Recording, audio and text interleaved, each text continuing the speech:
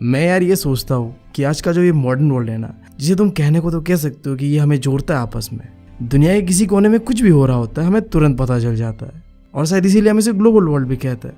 But क्या हमेशा से ये ऐसा ही था?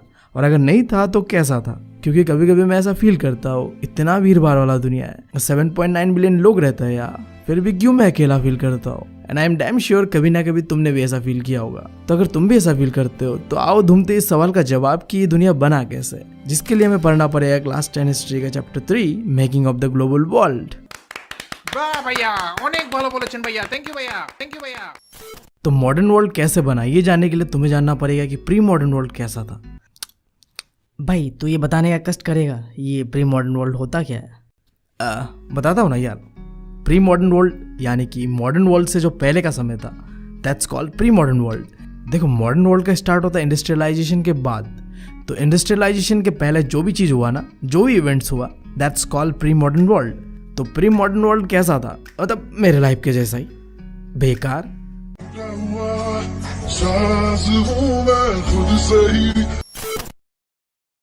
देखते हैं प्री मॉडर्न वर्ल्ड में ना ट्रैवलर्स, ट्रेडर्स और प्रीस्ट ट्रैवल करते थे एक जगह से दूसरी जगह for knowledge, for opportunities and spiritual fulfilment के लिए। और जब वो एक जगह से दूसरी जगह ट्रैवल करते थे तो वो अपने साथ लेके जाते थे सामान, अपना आइडियाज, अपना इन्वेंशन और साथ ही साथ अपने बीमारियों को भी। और इस चीज़ का एविडेंस हमें सबसे पहली बार देखने मिला था इंडस वैली सिविलाइजेशन से। आई थिंक तुम्हें ये पता होगा कि इंडस वैली सिविलाइजेशन वर्ल्ड का ओल्डेस्ट सिविलाइजेशन में से एक है, और इस चीज़ के लिए तुम्हें बहुत ही प्राउड फील करना चाहिए। वहाँ हमें देखने मिलता है जो इंडस वैली सिविलाइजेशन के लोग थे ना, वो ट्रैवल करते थे, ट्रेड करते थे वेस्ट एशिया के साथ। अभी तुम्हें ये चीज़ अच्छी तरीके से पता है कि आज का जो मॉडर्न वर्ल्ड है वो इंटरकनेक्टेड है। तुम एक जगह से दूसरी जगह आसानी से जा सकते हो। बट ऐसा नहीं था कि प्री मॉडर्न वर्ल्ड में लोग एक जगह से दूसरी जगह ट्रैवल ही नहीं करते थे, बट हाँ थोड़ा कम होता था। और इसका एक बहुत अच्छा एग्जाम्पल है सिल्क रूट, एक ऐसा रास्ता जो जोड़ता था एशिया को यूरोप और अफ्रीका से, चाहे वो जमीन से हो या सी रूट से हो। मेनली इस रास्ते का इस्तेमाल किया जाता था चाइनीज सिल्क को यूरोप तक पहुंचाने के लिए, और शायद इसीलिए इस रास्ते का नाम भी पड़ा सिल्क रूट। बट ऐसा नहीं था कि यहाँ बस सिल्क का ही ट्रेड होता था, कई सारे और चीज़ें भी जाते थे यूरोप, जैसे कि चाइनीज पोट्रीज और स्पाइसेस और टेक्सटाइल इंडिया और साउथ ईस्ट एशिया से जाता था यूरोप पे, और इसके बदले में यूरोप से एशिया पे आता था गोल्ड एंड सिल्वर। इसके साथ साथ देखो, जब लोग एक जगह से दूसरी जगह जाते तो अपने साथ अपना कल्चर को भी लेके जाते, तुम्हें पता है। तो Christian and Muslim scholars Asia में आए, और बुद्धिज्म जिसका शुरुआत इंडिया में हुआ था वो भी दुनिया भर में फैलता है थ्रू दिस सिल्क रूट। अब अगला टॉपिक है फूड ट्रैवल्स। हाँ, प्री मॉडर्न वर्ल्ड में ना फूड चलता था, दौड़ता था, भागता था, क्योंकि उसके पास हाथ पैर था, आई गेस। उसको आइडिया भी तो क्या बोल रहा है? नहीं मतलब ठीक है। देखो, जब लोग एक जगह से दूसरी जगह जाते थे, चाहे वो ट्रेडर हो या ट्रैवलर्स हो, तो अपने साथ नए नए फूड क्रॉप्स को जहाँ वो जाते थे वहाँ लेके जाते थे। तो that's how food travel. Okay, हाथ पैर नहीं होता था। अब इसके एग्जाम्पल कई सारे हैं, जैसे जब चाइनीज़ लोग ना यूरोप जाते थे ट्रेड करने के लिए तो अपना नूडल्स लेके जाते थे, बट वहाँ जाके यूरोपियन लोगों ने उसे क्या बना दिया है, स्पैगेटी, क्या ही है। फिर जो अरब ट्रेडर्स जब यूरोप जाते थे 15th सेंचुरी के आसपास, तो वो पिज्ज़ा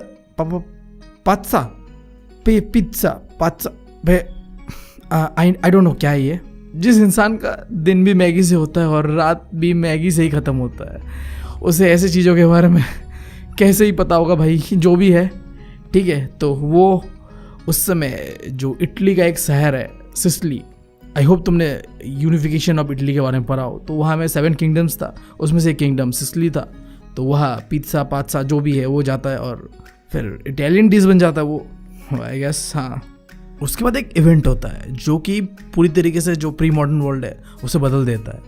जब गलती से ना क्रिस्टोफर कोलंबस डिस्कवर करता है अमेरिका को, क्योंकि जब अमेरिका को डिस्कवर करता है तो नए नए फूड्स का पता चलता है हमें, जैसे कि पोटैटो, सोयाबीन, ग्राउंडनट, मेज, टोमेटो, चिली एंड ऑन, जो कि अमेरिका से ट्रैवल करता है यूरोप एंड एशिया में। और सही में जो अमेरिकन कॉमन फूड है ना, इसने दुनिया को ट्रांसफॉर्म कर दिया लिटरली। स्पेशली मैं यूरोप का बात कर रहा हूँ, जहाँ तुम्हें पता है क्लाइमेट बहुत ही हार्श रहता है, वो एग्रीकल्चर आसानी से कर नहीं पाते।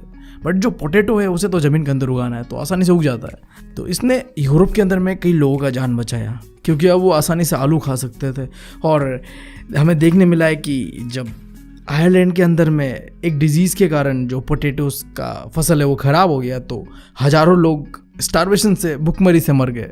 एक समय के लिए मैं शॉक पे पड़ गया, क्या बात कर रहे हो तुम, यूरोप के लोग आलू नहीं खाने की वजह से मर जाते क्या? मतलब इतना बुरा हालत था उनका। उस समय हमारा हालत कैसा होता होगा? हम बिरयानी दबा रहे होंगे नहीं? अभी हमारा अगला टॉपिक है कन्क्वेस्ट, डिजीज एंड ट्रेड। अभी देखो, प्री मॉडर्न वर्ल्ड के लोग ना आपस में कुछ इस तरीके से रहते थे।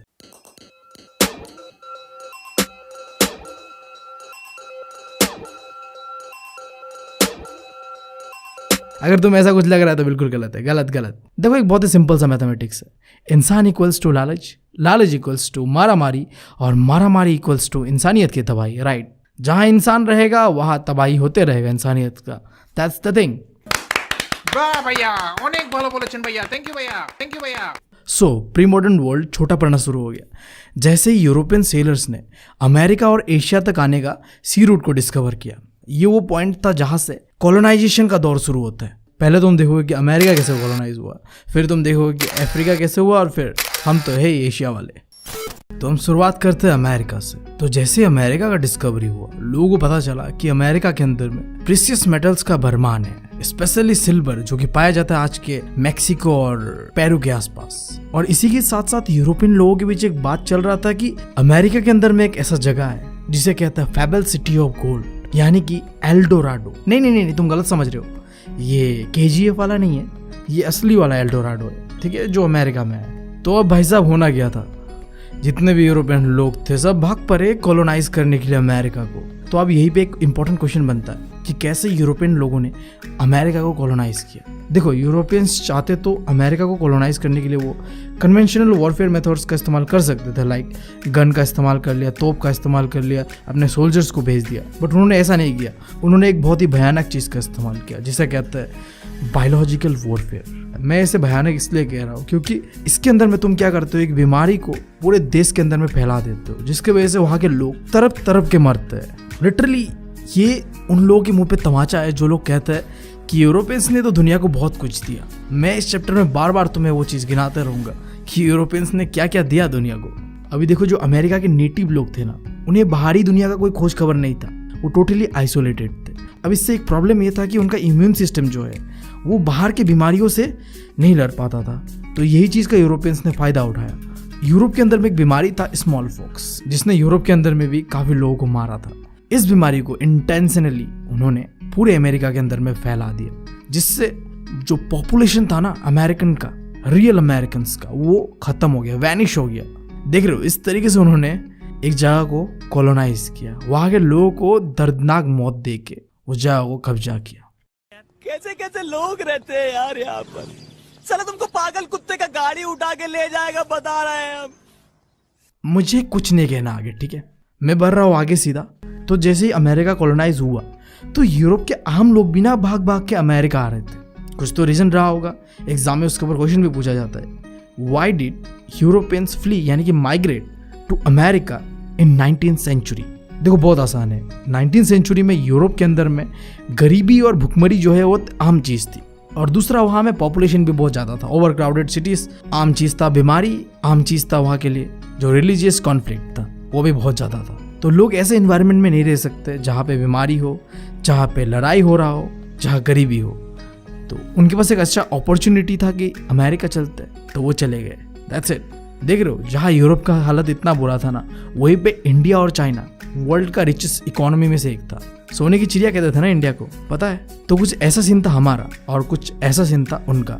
बट देखो, 19th सेंचुरी के बाद ना चीज़ें बदलने लग गया। अब अमेरिका को लूटने के बाद यूरोपियंस का कंडीशन तुम देखोगे अच्छा होना शुरू हो जाता है, और वहीं पे इंडिया और चाइना का कंडीशन बुरा होना शुरू हो जाता है, क्योंकि थोड़ी देर बाद इंडिया कॉलोनाइज हो जाता है और चाइना अपने आप को आइसोलेट कर लेता है। अब तुम पूछोगे कि चाइना ने अपने आप को आइसोलेट क्यों कर लिया?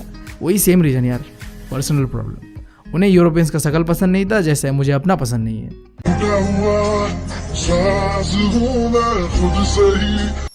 अभी देखो, हम सीधा बढ़ रहे हैं 19th सेंचुरी पे। इससे पहले हमने जो भी पढ़ा है वो प्री मॉडर्न वर्ल्ड का पार्ट है, बट आगे हम जो भी पढ़ेंगे ना वो मॉडर्न वर्ल्ड का पार्ट होगा, क्योंकि ये वो समय है 1815 से लेकर 1914 तक का, जहाँ में मॉडर्न वर्ल्ड कैसे बना है उसका एक शुरुआत यही से हमें देखने मिलता है। मेनली यहाँ में तुम्हें इकोनॉमी, पॉलिटिक्स एंड टेक्नोलॉजी के कारण कैसे सोसाइटी में बदलाव आता है और इस सोसाइटी के बदलाव से कैसे आगे जाके पूरा वर्ल्ड बदलता है वो भी तुम देखोगे।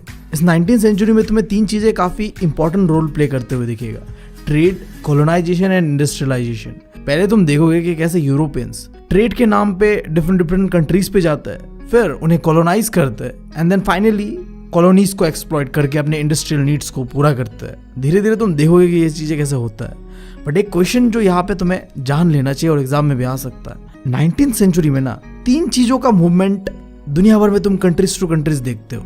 मतलब एक कंट्री से दूसरा कंट्री, फिर दूसरे कंट्री से तीसरा कंट्री, ये 3 चीज़ें मूव करते हैं। तो एग्जाम में अगर आ गया ना 3 टाइप ऑफ फ्लोस या 3 type of movement in international economic exchange, तो तुम्हें पता होना चाहिए 3 वो क्या चीज़ें थे जो इंटरनेशनली मूव कर रहे थे एक कंट्री से दूसरा कंट्री। पहला है देखो सामान, in the form of flow of trade. Trade के नाम पे सामान एक जगह से दूसरा जगह ट्रैवल कर रहा था।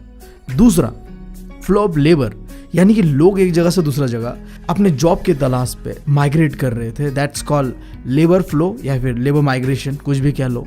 और तीसरा चीज़ है फ्लो ऑफ टेक्नोलॉजी, यानी कि लोग भी एक जगह से दूसरा जगह जाके इन्वेस्टमेंट कर रहे थे, चाहे वो लॉन्ग टर्म इन्वेस्टमेंट हो या शॉर्ट टर्म इन्वेस्टमेंट हो, सब अपने इकोनॉमिक नीड्स को पूरा करने के लिए अपना जो कंट्री है उससे बाहर जाके दूसरे कंट्रीज में इन्वेस्टमेंट कर रहे थे ताकि उन्हें प्रॉफिट हो। अभी मैं तुम्हें बहुत सिंपली बताता हूँ, तुम देखोगे कि कैसे ये flow of trade, flow of labour and flow of capital कैसे मॉडर्न वर्ल्ड को शेप दे रहा होता है। ठीक है, अभी तुम्हें समझने में आई नो थोड़ा डिफिकल्टी हो रहा होगा कैसे ये तीनों चीज़ें मॉडर्न वर्ल्ड को शेप दे रहे हैं, बट हम इसे कहानी के साथ समझेंगे ना तो अच्छा होगा, जिसके लिए तुम पहले समझो कि ये कॉर्न लॉ क्या होता है। क्या दिन आ गया, अब मक्के के ऊपर भी कानून बनना शुरू हो गया। बताओ, सही है, बहुत अच्छा, यही तो चाहिए था। ये सब क्या देखना पड़ रहा है? अच्छा है मैं अंधा हूँ। तो जो 19th सेंचुरी का शुरुआती दौर था, यहाँ पे ब्रिटेन के फार्मर्स ये नहीं चाहते थे कि कोई भी खाने पीने का सामान बाहर से ब्रिटेन में आए, क्योंकि इससे वो जो प्रोड्यूस करते थे उन्हें उनका सही कीमत नहीं मिल पाएगा, क्योंकि बाहर की चीज़ें सस्ते होते हैं थोड़ा और क्वालिटी तो मैटर करता ही है फिर। तो इसीलिए ब्रिटेन के जितने फार्मर्स थे उन्होंने गवर्नमेंट को फोर्स किया कि आप जितने भी खाने पीने के सामान हैं उन्हें बैन कर दीजिए। तो यही पे ये कानून आता है कॉर्न लॉ, जिसके अंदर में गवर्नमेंट बाहर से कोई भी कॉर्न इंपोर्ट करने से मना कर दिया। That's the simple thing. ठीक है, अब ये चीज़ ब्रिटेन के फार्मर्स के लिए तो सही था, बाहर से कोई कंपटीशन फेस नहीं करना पड़ेगा। बट ब्रिटेन में सिर्फ फार्मर्स ही नहीं रहते थे, राइट? वहाँ इंडस्ट्रियलिस्ट लोग रहते थे, वहाँ में अर्बन डेवलपर्स रहते थे, यानी कि शहर में रहने वाले लोग। अब इन्हें ना इस चीज़ से प्रॉब्लम था, क्योंकि अब क्या हो रहा था, चीज़ें महंगा मिल रहा था उन्हें, खाने पीने का चीज़, ऑब्वियस सा बात है। तो वो क्या चाहते थे कि बाहर का सस्ता सामान आए, हम उन्हें परचेज करें। तो फिर गवर्नमेंट को इन्होंने गुहार लगाना शुरू किया, ये जो कानून है आप हटाइए। तो यही से क्वेश्चन बनता है, why corn law was abolished. तो मैंने तुम्हें बता दिया कि इंडस्ट्रियलिस्ट और अर्बन डेवलपर्स को प्रॉब्लम था इस चीज़ से, क्योंकि चीज़ें खाने पीने का जो महंगा मिलता था, तो इसके कारण फिर गवर्नमेंट फोर्सफुली ये जो इम्पोर्ट था कॉर्न के ऊपर वो हटा देता है। इसका इम्पैक्ट ग्लोबली हमें देखने मिलता है, क्योंकि उस समय ब्रिटेन बहुत ही ज़्यादा स्ट्रांग हो रहा था। तो अगर ब्रिटेन में कोई चीज़ होता था ना, तो वो चीज़ मतलब पूरे दुनिया में उसका इम्पैक्ट दिखता था। तो देखो कैसा होता है, पहले जैसे ही कॉर्न लॉ हटता है ना, तो ब्रिटेन के अंदर में अब चीज़ें खाने पीने का सस्ता हो जाता है, पहला चीज़। और अब जो ब्रिटेन का एग्रीकल्चर सेक्टर है वो बाहर का जो इम्पोर्टेड प्रोडक्ट्स है उससे कम्पीट नहीं कर पाता और हार मान जाता है, जिसके वजह से अब जितने भी एग्रीकल्चरल लैंड था ब्रिटेन के अंदर में वो खाली पड़ जाता है, क्योंकि अब फार्मर्स क्यों ही मतलब एग्रीकल्चर करेंगे, उन्हें फ़ायदा नहीं हो रहा था, राइट? जिसके कारण लाखों लोग बेरोजगार हो जाते हैं और उन्हें नए जगह पे माइग्रेट करना पड़ता है काम के तलाश पे। और फाइनल चीज़ जो होता है, एग्रीकल्चर कमज़ोर हो चुका था बट इंडस्ट्रीज उस समय बहुत ही स्ट्रांग हो रहा था। तो इंडस्ट्रियल ग्रोथ के कारण आम लोगों का जो इनकम है वो बढ़ रहा था, जिसके कारण लोग और ज़्यादा चीज़ें बाहर से इंपोर्ट करने लगे। और ये वो पॉइंट था जहाँ से तुम देखोगे कि ब्रिटेन के अंदर में इंडस्ट्रियलाइजेशन तो जोरों शोरों से चल रहा है, बट दुनिया में एग्रीकल्चर चीज़ जो है ज़्यादा प्रमोट किया जा रहा है। और ये इंटेंशनली ब्रिटेन के द्वारा ही करा जा रहा था, क्योंकि देखो जब तुम इंडस्ट्रियलाइजेशन करते हो तो तुम्हें क्या चाहिए होता है, सबसे इंपॉर्टेंट चीज़ रॉ मटेरियल, जो कि एग्रीकल्चर से आता है, राइट? तो ग्लोबली एग्रीकल्चर अभी प्रमोट होने लगेगा, और वो प्रमोट करता है कोई और नहीं, ब्रिटेन अपने कॉलोनीज पे और अपने खुद के देश पे वो इंडस्ट्रियलाइजेशन को प्रमोट करता है। इसी से हमारा एक छोटा सा क्वेश्चन बनता है, 1890 का जो ये समय था ना, यहाँ पे हम देखते हैं कि ग्लोबल एग्रीकल्चरल इकोनॉमी बन रहा था। मैंने बताया तुम्हें कि मतलब दुनिया भर में जो इकोनॉमीज थे वो एग्रीकल्चर के ऊपर एम्फेसाइज किया जा रहा था। कैसे, हाउ, देखो सबसे पहला चीज़ तो एग्रीकल्चरल लैंड्स को एक्सपांड करना था, क्योंकि अब ब्रिटेन का डिमांड बढ़ रहा था। ब्रिटेन अपने देश पे तो कुछ प्रोड्यूस कर नहीं रहा था, बट उन्हें चाहिए था बाहर से, तो एग्रीकल्चरल लैंड जो है उसे बढ़ाना था बाहर में, ठीक है, ब्रिटेन में नहीं, जहाँ में भी चीप लेबर हो, चीप सामान मिले, वहाँ पे एग्रीकल्चर और करो। ये चीज़ ब्रिटेन चाहता था कि हो, और इस चीज़ के लिए ब्रिटेन ने जो कनेक्टिविटी को इम्प्रूव किया एग्रीकल्चरल रीजन पे, जहाँ भी एग्रीकल्चर होता था वहाँ पे रेलवे कंस्ट्रक्शन, हार्बर्स, ये सारी चीज़ें बनाया, जिससे कि वहाँ से जो फूड प्रोडक्ट्स है, रॉ मटेरियल्स है, वो चीज़ को आसानी से ब्रिटेन तक पहुँचाया जा सके। और आखिरी चीज़, एग्रीकल्चर के लिए तुम्हें पता है कि ये लेबर का बहुत ज़्यादा ज़रूरी होता है, तो उस समय लेबर का डिमांड भी बहुत ज़्यादा बढ़ रहा था, और इस डिमांड को पूरा करने के लिए ना लाखों, मिलियन ऑफ यूरोपियन लोग जो थे माइग्रेट कर रहे थे अमेरिका, ऑस्ट्रेलिया जैसे जगह पे, जहाँ पे एग्रीकल्चर का ज़्यादा स्कोप था, आसानी से एग्रीकल्चर करा जा सकता था, उन जगह पे लोग माइग्रेट कर रहे थे। और यहाँ पे तुम भूलना मत इंडिया को भी, क्योंकि उस समय ब्रिटेन का कॉलोनी थे हम भी, तो हमें भी एग्रीकल्चर करने के लिए काफ़ी एम्फेसाइज किया गया, या फिर तुम कह लो बढ़ावा दिया गया। और इसका एग्जांपल देखने मिलता है कि एक टॉपिक है अगला, द कैनाल कॉलोनीज। अभी देखो हो क्या रहा था, जो वेस्ट पंजाब था ना, वहाँ में ब्रिटिश इंडिया ने इरिगेशन सिस्टम को इम्प्रूव किया, ताकि जो सेमी एरिड वेस्ट लैंड थे ना, उन्हें फर्टाइल एग्रीकल्चरल लैंड में कन्वर्ट कर सके। सिंपली मैं समझाता हूँ, थोड़ा कॉम्प्लिकेट हो गया, राइट। समझो ऐसा जगह जहाँ में एग्रीकल्चर करना मुश्किल है, क्योंकि वहाँ पानी की कमी होती है, इरिगेशन सिस्टम की कमी है, उन जगह में इरिगेशन सिस्टम को लाया गया, प्रमोट किया गया अंग्रेजों के द्वारा, ताकि हम इंडियन वहाँ जाके खेती करें।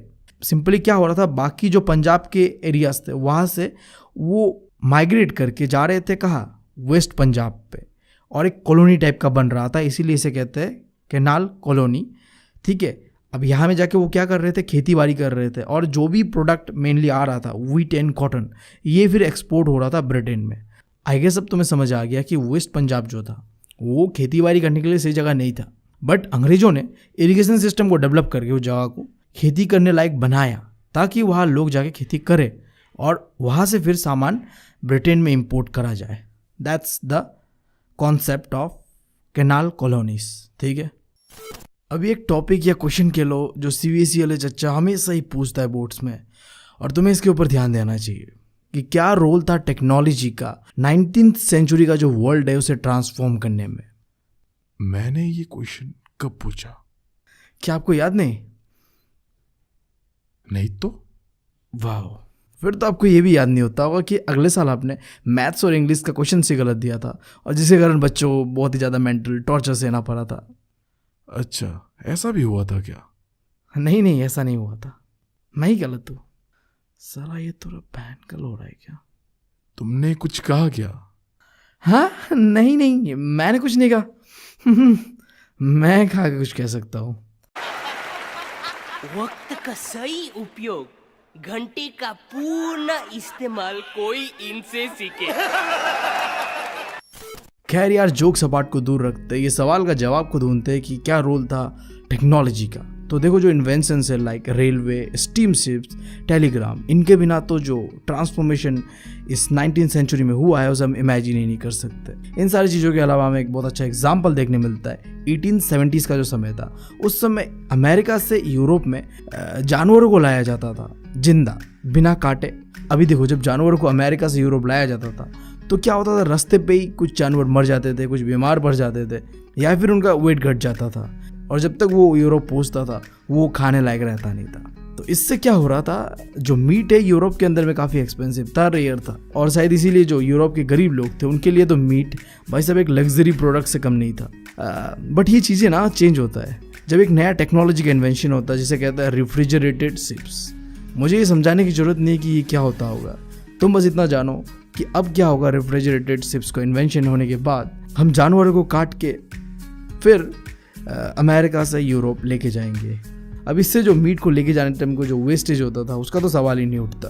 तो ये जो टेक्नोलॉजी के कारण यूरोप के अंदर में अब खुशहाली आता है, वहाँ का जो आम लोगों का लिविंग कंडीशन है वो इम्प्रूव होता है।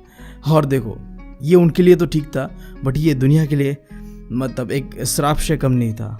मैं ऐसा क्यों कह रहा हूँ? क्योंकि अब यूरोप एक ऐसा दौर से गुजरेगा जहाँ उनके पास शांति, सुख, प्रेम हर चीज़ होगा, बट हमारे पास कुछ नहीं होने वाला, क्योंकि अब हम गुलाम बनने वाले हैं।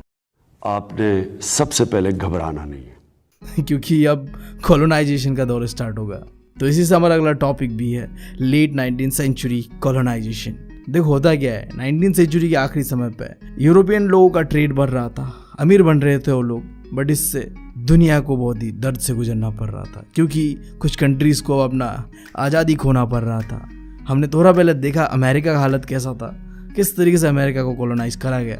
अब तुम देखोगे कि किस तरीके से अफ्रीका कॉलोनाइज होता है। जितने भी बड़े बड़े यूरोपियन पावर्स थे वो 1885 को इकट्ठा आके एक मीटिंग करते हैं, जिसमें शामिल होता है Britain, France, Belgium, Germany and America तो हो गई ऑब्वियस सा बात है। और वो ये डिसाइड कर रहे थे कि अफ्रीका का कौन सा हिस्सा कौन लेगा। मतलब लिटरली भाई, तुम क्या यहाँ पे शादी पे आए हो, दावत बट रहा है कि ये मेरा, ये तेरा, ये तेरा, ऐसा कुछ चल रहा है इनका। खैर छोड़ो, इसके बारे में हम क्या ही कह सकते हैं। तुम बस इतना जान लो कि कैसे अफ्रीका कॉलोनाइज हुआ। तो अफ्रीका एक ऐसा कॉन्टिनेंट था जहाँ हिस्टोरिकली देखा गया है कि वहाँ के लोग ना पैसे के लिए काम नहीं करते। क्या बेबी, पैसे के लिए काम नहीं करते वो? तो क्या उनका चचा विधायक था या फिर उनका बाप दुबई पे तेल बेचता था? अबे ऐसा नहीं कुछ। देखो, अफ्रीका एक ऐसा कॉन्टिनेंट है जहाँ पे लोग बहुत कम है बट रिसोर्सेज बहुत ज़्यादा है उनके पास। तो इतना रिसोर्सेज है उनके पास कि काम करने की जरूरत ही नहीं दूसरों के लिए, जो है अपना उसी से अपना मतलब ज़िंदगी मस्त चल रहा है, तो क्यों काम करे नहीं। बट ये चीज़ें यूरोपियंस को अट्रैक्ट करता है। उन्हें लगता है कि इतना ज़्यादा रिसोर्सेज अगर हमें मिल जाए ना तो यार हम तो माला माल। हाँ समझ रहे हो। तो फिर धीरे धीरे लेट 19th सेंचुरी पे अफ्रीका को कॉलोनाइज करा गया और वहाँ पे प्लांटेशन एंड माइनिंग जैसे एक्टिविटीज़ को शुरू किया गया। बट एक प्रॉब्लम था यहाँ पे, यूरोपियन फेस कर रहे थे लेबर शॉर्टेज। मैंने तुम्हें पहले बताया कि शायद उनका चचा विधायक होगा, नहीं तो उनका बाप दुबई पे तेल बेचता होगा, जिसकी वजह से वो लोग पैसे के लिए काम ही नहीं करते थे। तो इसकी वजह से यूरोपियंस को प्रॉब्लम था। तो इस प्रॉब्लम को उन्होंने कैसे सॉल्व किया? सवाल उठता है कि how European solve the problem of labour shortage in Africa in late 19th century. देखो, पहले तो अफ्रीकन लोगों के ऊपर हैवी टैक्सेस इम्पोज किया कि वो मजबूर हो जाए कि काम करके टैक्स चुकाए। मतलब देख रहे हो, नॉर्मली इंसान काम करता है, कुछ चीज़ चाहिए उन्हें उसके लिए, अपनी ज़रूरतों को पूरा करने के लिए, राइट। बट अफ्रीका के अंदर में बिल्कुल उल्टा था। काम इसलिए करोगे कि तुम्हें टैक्स देना है। सोच लो तुम किस लेवल का टैक्स लगाया होगा उनके ऊपर। फिर उन्होंने जो इनहेरिटेड लॉ होता है ना कि बाप से बेटे के पास जो प्रॉपर्टी जाता है, उस लॉ को भी चेंज कर दिया। अब इस लॉ को चेंज करने के बाद सिर्फ एक ही बेटे को बाप का प्रॉपर्टी मिलेगा और बाकी अगर एक दो जो भी बच्चा होगा उन्हें मजबूरन लेबर मार्केट पे जाना पड़ेगा, काम करना पड़ेगा, अपने पैर पे खड़ा होना पड़ेगा।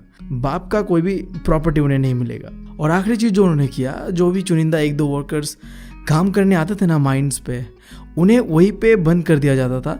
उन्हें फ्रीली माइनिंग एरियाज से बाहर निकलने नहीं दिया जाता था। मतलब एक तरीके से कह लो स्लेव की तरह ही रखा जाता था, राइट।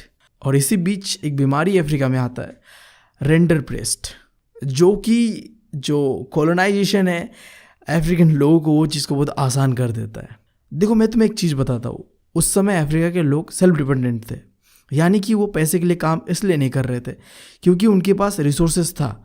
और एक प्राइमरी रिसोर्सेज था उनका लाइफ स्टॉक, यानी कि उनके जो भेड़ बकरियाँ थे ना, उससे ही उन्हें अगर कोई चीज़ चाहिए होता था तो बेच बेच के ज़रूरतों को पूरा कर लेते थे। तो अब यूरोपियंस को समझ आया, अगर हम इनका जो लाइफ स्टॉक है, यानी कि इनकी जो भेड़ बकरियाँ हैं, इन्हें अगर ख़त्म कर देना तो इनके पास कोई ऑप्शन नहीं होगा और हमारा गुलामी करने पे ये मजबूर हो जाएगा। तो होता क्या है, ये जो बीमारी है रेंडर प्रेस्ट या फिर कैटल प्लेग कह लो, इससे अफ्रीका के अंदर में लाया जाता है इन 1880s का समय पे। कैसे? तो अफ्रीका के ईस्टर्न पार्ट पे इरेथ्रिया नाम का एक कंट्री हुआ करता था। वहाँ पे जो इटली के सोल्जर्स थे वो उन्हें कब्जा करने का, कॉलोनाइज करने का कोशिश कर रहे थे। तो वहाँ पे ब्रिटिशर्स ने सोचा कि हम थोड़ा मदद कर देते हैं इटली को, क्योंकि उस समय वो लोग मिल बांट के ही अफ्रीका को कॉलोनाइज कर रहे थे, तो काफ़ी फ्रेंडली थे। तो उन्होंने क्या किया, कुछ कैटल्स को खाने के लिए दिया इटली के सोल्जर्स को, जो कि लाया गया था अपने कॉलोनीज जो कि था ब्रिटेन के एशिया में, वहाँ से। बट प्रॉब्लम ये था, ये जो कैटल्स थे इनके अंदर में बीमारी था जिसे कहते हैं रेंडर प्रेस्ट, ठीक है। तो जैसे ही ये जो बीमार वाला, इन्फेक्टेड वाला कैटल्स को लाया गया अफ्रीका के अंदर में, इसने अफ्रीका के जो कैटल्स थे यानी कि भेड़ बकरियाँ जो थे उनके अंदर भी ये बीमारी फैला दिया।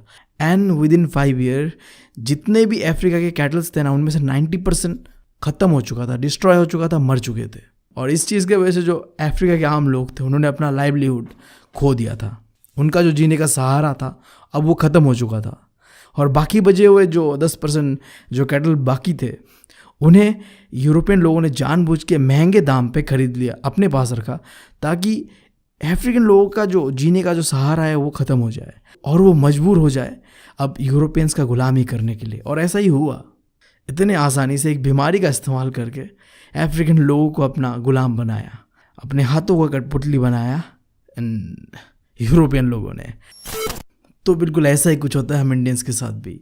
हमारा जो अगला टॉपिक है endangered labour migration from India. यहाँ पे तुम देखोगे कि कैसे अंग्रेज जो इंडियन लेबर्स है उनके साथ एक्सप्लॉयटेशन करते हैं। बट इससे पहले तुम समझ लो कि क्या होता है इंडेंजर्ड लेबर। ऐसा इंसान जो कॉन्ट्रेक्चुअल बेसिस पे अंग्रेजों के साथ काम करता था उसे कहते हैं इंडेंजर्ड लेबर।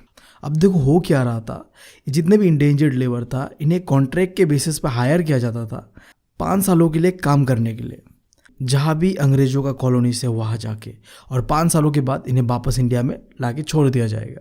सिंपल सा सिस्टम था। और मेनली जो इंडेंजर्ड लेबर ये सारे काम बाहर में करने के लिए जा रहे थे वो यूपी से थे, बिहार से थे, तमिलनाडु या फिर जो सेंट्रल पार्ट है इंडिया का वहाँ से। और इन्हें कहाँ लेके जाया जा रहा था, याद रखना एमसीक्यू पॉइंट ऑफ व्यू से बहुत ज़्यादा इंपॉर्टेंट है। इन्हें ना जो Caribbean island, West Indies cricket team का नाम सुना है, तो जो पूरा आइलैंड है उसे मिला के ही कहता है कैरेबियन आइलैंड, वहाँ पे लेके जाया जा रहा था। और मोरेशियस जो कि अफ्रीका में है, फिजी जो कि एशिया में है, या फिर सिलोन जो कि श्रीलंका का ही पहले वाला नाम है, और आखिरी हमारे स्टेट ऑफ असम में भी लाया जाता था। तो तुम्हारे लिए एक मैप वर्क है, जो भी मैंने जगह का नाम लिया हो तो मैप में जाके देखोगे, ठीक है। तो हम आगे बढ़ते हैं। अब इन इंडेंजर्ड लेबर को रिक्रूटमेंट करने का काम था एक एजेंट का, जिसके बदले में उस एजेंट को मिलता था थोड़ा बहुत कमीशन। और इस कमीशन के चक्कर में वो जो इंडेंजर्ड लेबर था उनसे झूठे वादे करता था कि आप काम करने जाओ, बहुत ही मस्त कंडीशन है काम का। बट जब लेबर उस जगह पहुंचता था काम करने के लिए तो वो बहुत ही अलग था जो एजेंट ने प्रॉमिस किया था उससे। समझ रहे हो, चूतिया बनाया जाता था उन्हें।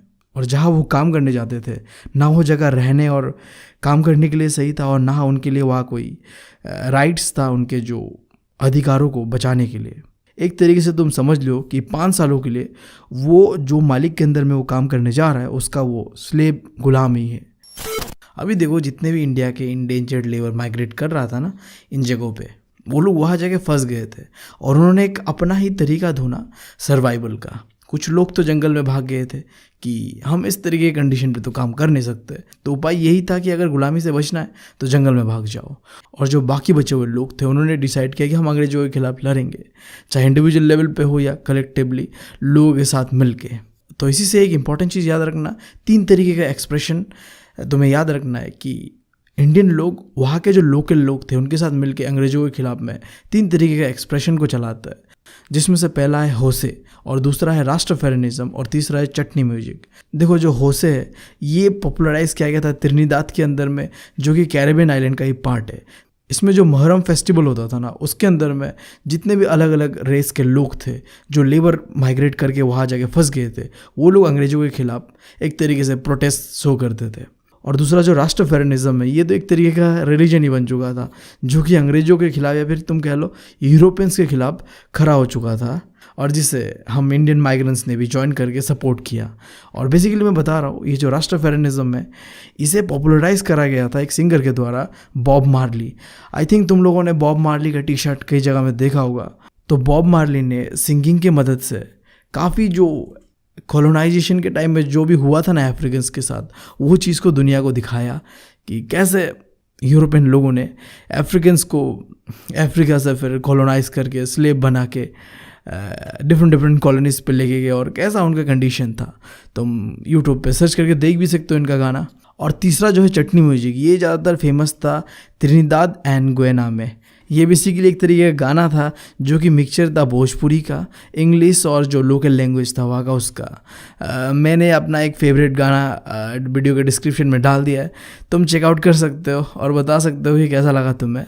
फिलहाल तुम इतना जान लो कि इन 3 एक्सप्रेशन से हमने अंग्रेजों के खिलाफ एक तरीके का प्रोटेस्ट दिखाया, ठीक है। और एंड देन फाइनली इंडिया के अंदर भी ये चीज़ रियलाइज़ करा गया, ये जो भी चीज़ हो रहा है ना माइग्रेंट लेबर के साथ, ये गलत हो रहा है। तो 1921 को ये जो सिस्टम है इंडेंजर्ड लेबर माइग्रेशन का, इससे ख़त्म कर दिया गया।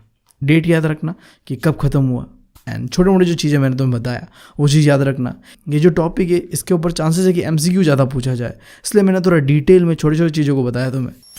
अभी देखो, ऐसा नहीं था कि अंग्रेज़ ना सारे लोगों को बस गुलामी बना के रखे हुए थे। लाइक कुछ लोग ऐसे भी थे जिन्होंने अंग्रेज़ों से आंखें मिला के चलने का हिम्मत दिखाया। उनमें से कुछ थे जो इंडिया के बड़े बड़े एंटरप्रेन्योर्स। इससे जो हमारा अगला टॉपिक है इंडियन एंटरप्रेन्योर्स अब्रॉड। देखो इसमें क्या है, जो इंडिया के अंदर में छोटे मोटे फार्मर्स थे ना, वो जो अपना सामान यूरोप में बेचते थे उसके लिए उन्हें फंड चाहिए था, पैसा चाहिए होता था, क्योंकि यहाँ से सामान यूरोप लेके जाने के लिए हवा में तो पहुँच नहीं जाएगा भाई, फंड चाहिए, राइट। तो ये फंड प्रोवाइड करते थे ये इंडियन एंटरप्रेन्योर्स। तो यहाँ में देखो 2 group of trader and bankers का नाम आता है, शिकारीपुरी शेरप एंड नट्टू कुटारी चेटियास। ये 2 ग्रुप ऑफ बैंकर और ट्रेडर्स थे। इंसानों का नाम नहीं है, बैंकर्स और ट्रेडर्स का नाम है। और नाम भी भाई प्रोनाउंस करने में ना भाई फट जाता है सही में। बट चिंता मत करना, मोस्ट प्रोबेबली ये MCQ टाइप में आने का चांसेस है, या फिर अगर क्वेश्चन आता भी है तो क्वेश्चन में मेंशन किया जाएगा। और अगर गलती से किस्मत अच्छा नहीं रहता है और तुम्हें पूछ दिया जाए कि बताओ इनका स्पेलिंग ही बता दो, फिर तो तुम्हारा फट जाएगा और तुम, एंड मोस्ट प्रोबेबली इसके लिए तुम्हें थोड़ा स्पेलिंग प्रैक्टिस करना पड़ेगा। एंड प्रोनाउंसिएशन तो भाई साहब अल्लाह जाने उसका क्या होगा। खैर फिलहाल मैं तुम्हें ये बता रहा हूँ, ये जो ग्रुप ऑफ बैंकर्स और ट्रेडर्स थे, शिकारीपुरी शेरप एंड नट्टू कुटारी चेटियास, ये लोग क्या करते थे, जो भी छोटे मोटे फार्मर्स थे ना इंडिया का, उनका सामान को इंडिया से यूरोप तक पहुंचाने का जो फंड होता है ना, पैसा चाहिए होता था ना, वो प्रोवाइड करते थे। या तो वो अपने पैसे से फंड को प्रोवाइड करते थे या फिर यूरोपियन बैंक से उधार लेके। इनके पास अपना ही एक सोफिस्टिकेटेड सिस्टम था मनी ट्रांसफ़र करने का, जिससे कि स्मॉल फार्मर्स को काफ़ी मदद मिला है। और फिर देखो जो हमारे हैदराबादी सिंधी ट्रेडर्स थे ना, इन्होंने तो भाई साहब एक लेवल और ऊपर जाके काम किया। जहाँ तक यूरोपियन कॉलोनीज नहीं था ना, वहाँ भी जाके इन्होंने व्यापार किया, ट्रेड किया और क्या कहे यार, अपना देश का नाम रोशन किया। तो बेसिकली हमें तुम्हें नाम के ऊपर एम्फसाइज देना है कि ये जो शिकारीपुरी शेरप एंड नट्टू कुटारी चेटियास, ये लोग कौन थे, ट्रेडर और बैंकर्स थे। और फिर ये जो हैदराबादी सिंधी ट्रेडर्स थे, ये लोग भी एक तरीके से इंडिया के जो एंटरप्रेन्योर में से एक थे, ठीक है। अभी जो अगला टॉपिक है Indian trade, colonisation and global system, ये तुम्हें बताएगा कि किस तरीके से अंग्रेजों ने पहले हमें गुलाम बनाया, फिर हमें लूटा और बर्बाद किया। देखो तुम्हें ये पता है कि पहले समय में हमारा जो टेक्सटाइल इंडस्ट्री था ना, वो बहुत ही स्ट्रॉन्ग था। दुनिया में हम अपने कपड़े बेचते थे। इसी तरीके से यूरोप के अंदर भी हमारा जो कॉटन प्रोडक्ट था वो एक्सपोर्ट किया जाता था, ठीक है। बट जैसे हम कॉलोनाइज होते हैं और यूरोप इंडस्ट्रियलाइज होता है, ये चीज़ें ना एकदम बदल जाता है। 3 ऐसा इवेंट होता है। पहला क्या होता है, हमारा जो कॉटन प्रोडक्ट है वो यूरोप या फिर ब्रिटेन में जाने से रोक दिया जाता था। कैसे? टैरिफ को इम्पोज करके। अब तुम्हें लग रहा हो कि ये टैरिफ क्या है। जब एक कंट्री से दूसरा कंट्री कोई सामान जाता है ना, तो उसके ऊपर लगाया जाता है टैक्स, और इसी टैक्स को कहता है टैरिफ। तो अंग्रेज इतना टैक्स लगाते थे हमारे सामान के ऊपर कि वो अंग्रेजों के मार्केट पे जाके बिकने लायक होता ही नहीं था, बहुत महंगा होता था। और तुम्हें पता है महंगा सामान कहीं नहीं बिकता है। तो इस तरीके से हमारा जो टेक्सटाइल इंडस्ट्री है वो पहले बर्बाद होता है। और दूसरा क्या चीज़ होता है, अब हमारा कच्चा सामान उधर जा रहा था। जहाँ पहले फाइनल प्रोडक्ट जाता था, अब कच्चा सामान जाता था, जैसे कि raw cotton, Indigo and opium, ठीक है। और आखिरी चीज़ जो होता था, वो जो इंडस्ट्री में जो मशीन से बनाया हुआ कपड़ा जो होता था, सस्ता होता था, टिकाऊ होता था, वो चीज़ें इंडिया में डंप कर दिया जाता था। अब इससे 2 चीज़ होता है। देखो, पहला तो हमारा जो टेक्सटाइल इंडस्ट्री है वो बर्बाद हो जाता है, लिटरली बर्बाद ही हो जाता है, क्योंकि अब हमारा सामान इंटरनेशनली बिकता नहीं था, तो बर्बाद तो होना ही था ना भाई। देखो कैसे होता है। अभी जो 1800 का समय था, इस समय हमारा जो टेक्सटाइल का शेयर था ना, वो 30% था।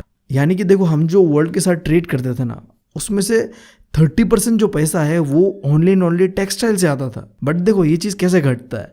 1815 में ये जो परसेंटेज है ना, ये 30 से सीधा आता है गिर के 15% पे, मतलब आधा से ज़्यादा कम जाता है। एंड देन लेटर ना क्या होता है, ये 3% तक पहुँच जाता है। लिटरली तुम देख रहे हो इंडिया के टेक्सटाइल को इन्होंने खोखला कर दिया, पहला चीज़।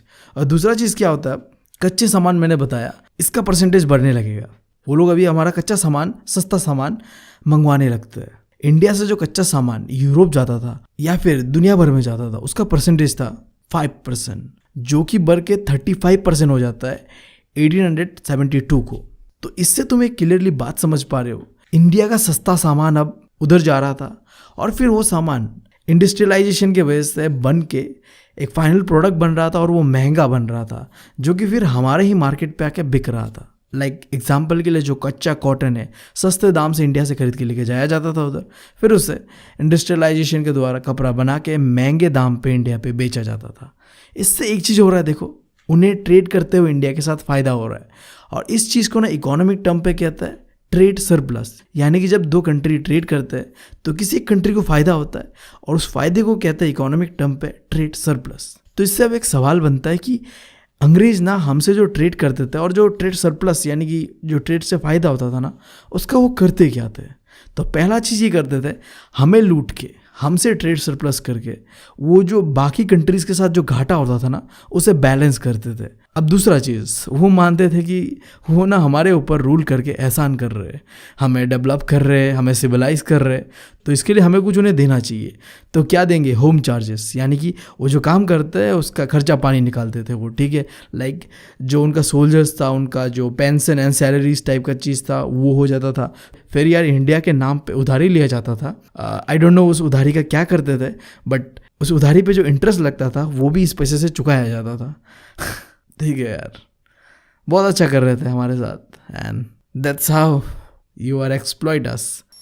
अब हम इस चैप्टर के उस पॉइंट पे आ चुके हैं जहां हमने कंप्लीट कर लिया है जितने भी बड़े बड़े इवेंट्स 19th सेंचुरी पे हुआ। हमने दुनिया को कॉलोनाइज होते हुए देखा और यूरोप को इंडस्ट्रियलाइज होते हुए देखा, और साथ ही साथ हमने अमेरिका को कॉलोनाइज होते हुए देखा, अफ्रीका को कॉलोनाइज होते हुए देखा और इंडिया को भी कॉलोनाइज होते हुए देखा।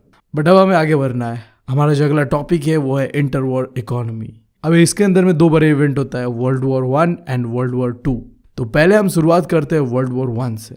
अब तुम्हें कुछ बेसिक फैक्ट्स पता होने चाहिए, जैसे कि ये लड़ाई लड़ा गया था एलाइट पावर और सेंट्रल पावर के बीच। एलाइट पावर्स के अंदर में जो कंट्रीज थे like Britain, France, Russia and USA, और सेंट्रल पावर में थे Germany, Austria, Hungary and Ottoman Empire. Question आ सकता है कि ऑटोमन एम्पायर कौन है? तो टर्की को ही पहले समय में ऑटोमन एम्पायर कहते थे। एंड देन ये लड़ाई कितने सालों के लिए लड़ा गया था? 4 सालों के लिए, फ्रॉम 1914 से लेकर 1918 तक। और जो सबसे इंपॉर्टेंट फैक्ट है एग्जाम पॉइंट ऑफ व्यू से कि इस फर्स्ट वर्ल्ड वॉर को कहते हैं फर्स्ट मॉडर्न इंडस्ट्रियल वॉर। अब इसके ऊपर सीबीएसई वाले चच्चा हमारे क्वेश्चन भी पूछते हैं कि क्यों फर्स्ट वर्ल्ड वॉर को कहते हैं the first modern industrial war.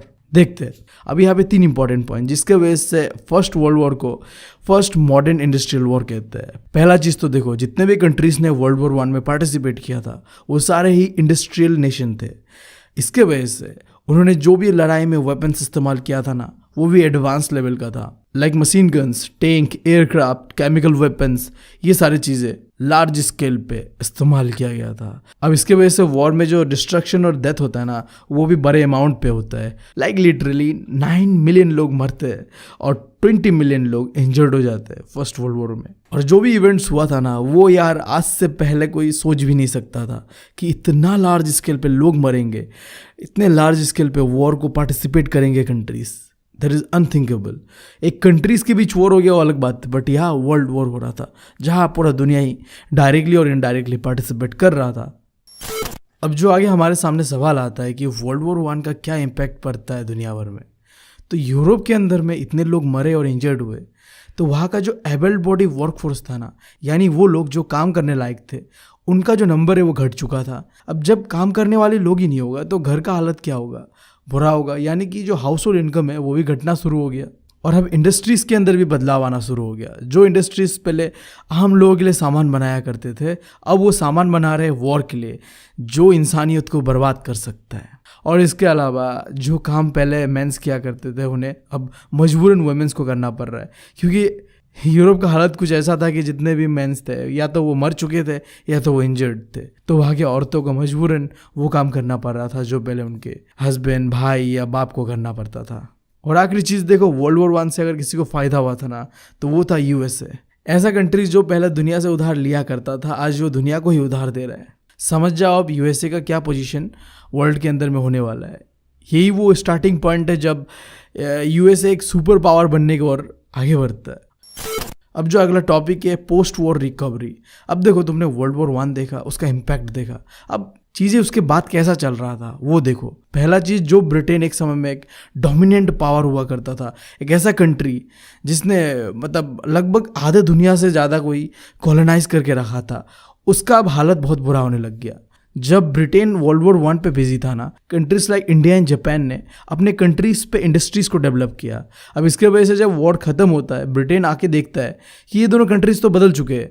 जहां अब इंडिया को कैप्चर करना, गुलाम बनाना मुश्किल हो रहा था, क्योंकि अब हमने बहुत ज़्यादा इंडस्ट्रीज डेवलप करके अपने आप को सेल्फ डिपेंडेंट कर लिया था कि अंग्रेज़ों के ऊपर हम अब इतना डिपेंडेंट नहीं रहेंगे जो पहले थे। और उसके अलावा जापान ने तो पूरा कंपटीशन देना ही शुरू कर दिया वर्ल्ड मार्केट पे ब्रिटेन को। और तुम आगे देखोगे कि कैसे जापान ने अपने आप को इतना डेवलप कर लिया कि वर्ल्ड वॉर 2 में तो उन्होंने बहुत ही इंपॉर्टेंट रोल निभाया जर्मनी के साथ मिलके। अब दूसरा चीज़ ये होता है कि अनएम्प्लॉयमेंट यूरोप के अंदर में बढ़ जाता है। क्यों? देखो वर्ल्ड वॉर 1 को जीतने के लिए जितने भी कंट्रीज थे उन्होंने अंधा पैसा बहाया, जिसके वजह से यूरोप के अंदर में एक तरह का इकोनॉमिक बूम आया। यानी कि अब डिमांड बढ़ने लग गया, प्रोडक्शन बढ़ने लग गया और एम्प्लॉयमेंट बढ़ने लग गया। बट देखो जैसे लड़ाई खत्म होता है ना, ये सारी चीज़ें उल्टा हो जाता है। लड़ाई खत्म होने के बाद यूरोप के अंदर में एक तरीके का रिसेशन आता है, जिसके अंदर में डिमांड घटना शुरू हो जाता है और अनएम्प्लॉयमेंट बढ़ना शुरू हो जाता है। देखो इस लॉजिक को मैं बहुत ही सिंपली समझाता हूँ तुम्हें, जो मेरे साथ रिसेंटली हुआ। दिवाली का मौसम था और दुर्गा पूजा भी चल रहा था, तो यार छोटे मोटे खर्चे धूमधाम कर रहा था मैं। बट रिसेंटली जब मैंने अपना एक पेमेंट करने के लिए गूगल पे का इस्तेमाल किया तो पेमेंट फेल हो गया। तो मैंने सोचा क्यों ऐसा हुआ, तो जब मैंने बैलेंस चेक किया ना, तो वो बैलेंस बस 20 रुपया था। मतलब जब तुम एक समय में इतना पैसा खर्चा करोगे तो एक समय में आके तुम्हारा पैसा जो भी है वो चीज़ें तक कमेगा ना। तो इसकी वजह से ये सारी चीज़ें होता है। और आखिरी चीज़, एग्रीकल्चर के अंदर भी क्राइसिस आना शुरू हो जाता है। देखो ये टॉपिक थोड़ा इंपॉर्टेंट है, ध्यान से देखना। जब वर्ल्ड वॉर 1 नहीं हुआ था ना, उससे पहले में यूरोप बहुत ही एक मेजर सप्लायर था व्हीट का। आज भी तुम देखो जो वर्ल्ड का जो मेजर व्हीट का सप्लायर है वो यूक्रेन और रशिया था। तो जब स्टार्टिंग में इन दोनों कंट्रीज़ के बीच वॉर चल रहा था ना, तो हमें देखने मिला था व्हीट का शॉर्टेज दुनिया भर में। वो अलग बात है कि इंडिया जैसे कंट्रीज़ ने दुनिया को व्हीट सप्लाई करके मतलब इन चीज़ों को रोका है। बिल्कुल ऐसा ही कुछ उस समय में भी हुआ था। यूरोप वॉर में बिजी हो गया, अब वो व्हीट सप्लाई नहीं कर पा रहा था दुनिया को। तो उस समय 3 कंट्रीज आए आगे, कनाडा, अमेरिका एंड ऑस्ट्रेलिया। इन्होंने वो जगह को फुलफिल किया जो जगह पहले यूरोप ने कब्जा करके रखा था। बट देखो क्या होता है, जैसे वॉर ख़त्म होता है, यूरोपियन कंट्रीज आते, अरे भाई साहब हमारा तो पूरा कमाई ये लोग खा रहे हैं। तो उन्होंने भी एकदम धमाधम प्रोडक्शन किया और वर्ल्ड मार्केट पे अपना व्हीट को लेके आ गए। अब इससे क्या होता है, देखो ओवर सप्लाई का प्रॉब्लम हो जाता है। मतलब इधर से कनाडा, अमेरिका, ऑस्ट्रेलिया भर के प्रोडक्शन करके इंटरनेशनल मार्केट पे लेके आ रहे हैं और वहाँ से यूरोप भी लेके आ रहा है। तो प्रॉब्लम होना था भाई। देखो सिंपल सा लॉजिक है, जब तुम किसी के लिए बहुत ज़्यादा कर देते हो ना, तो उससे तुम्हारा वैल्यू गिरता है। तो बिल्कुल ऐसा ही हुआ एग्रीकल्चर सेक्टर के साथ। कंपटीशन के चक्कर में इतना फूड ग्रेन्स मार्केट पे आ चुका था कि प्राइजेस घट गया था और जिसका नुकसान उठाना पड़ रहा था आम फार्मर्स को, चाहे वो यूरोप का हो या अमेरिका का हो या कनाडा का हो या फिर ऑस्ट्रेलिया का हो। और इस चीज़ को एग्रीकल्चर क्राइसिस का नाम देने लगा फिर। ठीक है, अभी देखो वर्ल्ड वॉर 1 में बहुत ज़्यादा डिस्ट्रक्शंस हुआ था, ये पता है तुम्हें। बट उसका जो रिकवरी प्रोसेस था, इसमें यूरोप बहुत ही स्लो था, वहीं पे अमेरिका बहुत ही तेज़ी से रिकवर कर रहा था। इसका सबसे बड़ा कारण ये था कि अमेरिका के अंदर में mass production and mass consumption का कॉन्सेप्ट आता है। अब ये कॉन्सेप्ट लाया था हेनरी फोर्ड ने। इसीलिए माना जाता है कि हेनरी फोर्ड जो है ये फादर है मास प्रोडक्शन का, कि कैसे मास लेवल पे हम प्रोडक्शन कर सकते हैं। ये जो आइडिया था ये हेनरी फोर्ड का था। या फिर क्वेश्चन ऐसे भी आ सकता है कि who is the father of assembly line production, तो वो भी हेनरी फोर्ड है। तो हेनरी फोर्ड को ये मास कंजम्पशन का आइडिया आया एक स्लॉटर्ड हाउस से। वहाँ में देखा उसने कि कन्वेयर बेल्ट, मतलब एक तरह का लाइन पे चीज़ें काट काट के आगे आगे जा रहा होता है और उस चीज़ को कहते हैं कन्वेयर बेल्ट। और ये जो प्रोसेस है इसी को कहते हैं असेंबली लाइन प्रोडक्शन। मतलब एक लाइन पे चीज़ों को एक एक पार्ट जोड़ के कोई चीज़ को बनाया जाता था। लिटरली कार्स को भी उस समय इंस्पायर्ड होकर इस तरीके से बनाना स्टार्ट कर दिया हेनरी फोर्ड ने। और इसके वजह से होता क्या है, सबसे पहला चीज़ तो अब बहुत ही जल्दी बन रहा था जो भी प्रोडक्शन हो रहा था वो, और दूसरा चीज़ बनाने में थोड़ा चीप हो रहा था अभी। ऐसा इसलिए हो रहा था क्योंकि देखो जब मास स्केल पे कोई चीज़ बनता है ना, तो ऑब्वियस सा बात है तुम बहुत ज़्यादा चीज़ एक साथ बनाओगे तो सस्ता पड़ता है। ये तो एक सिंपल सा लॉजिक है। बट यहाँ एक प्रॉब्लम था, देखो कन्वेयर बेल्ट के अंदर में लगातार कन्वेयर बेल्ट जो होता है घूमते रहता है और लगातार एक के बाद एक पार्ट तुम्हें कार का लगाते रहना पड़ेगा वहाँ पे। तो यहाँ में वर्कर्स को ज़्यादा प्रॉब्लम आ रहा था। वो बिल्कुल ही मतलब अब पहले जैसा नहीं था कि अपने चिल से काम करे, सिस्टमेटिकली मशीनों की तरह, रोबोट्स की तरह उन्हें एक एक पुर्जे को एक एक समय पे जोड़ना पड़ता था, क्योंकि अगर तुमने नहीं जोड़ा तो गाड़ी आगे चला जाएगा और फिर तुम उस गाड़ी को प्रॉपरली असेंबल नहीं कर पाओगे। अब देखो ये एक नया चीज़ था, तो वहाँ के वर्कर्स इस चीज़ से खुश नहीं थे। तो बहुत ज़्यादा वर्कर्स ने क्या करना शुरू कर दिया, अभी जॉब क्विट करना शुरू कर दिया, क्योंकि इतना ज़्यादा कैपेसिटी लोड नहीं ले पा रहे थे वो लोग। तो हेनरी फोर्ड भी बहुत स्मार्ट था, तो उन्होंने क्या किया, जो वर्कर्स का सैलरी वो डबल कर दिया, और डबल करने के कारण अब प्रोडक्शन और भी ज़्यादा अमाउंट पे हो रहा था।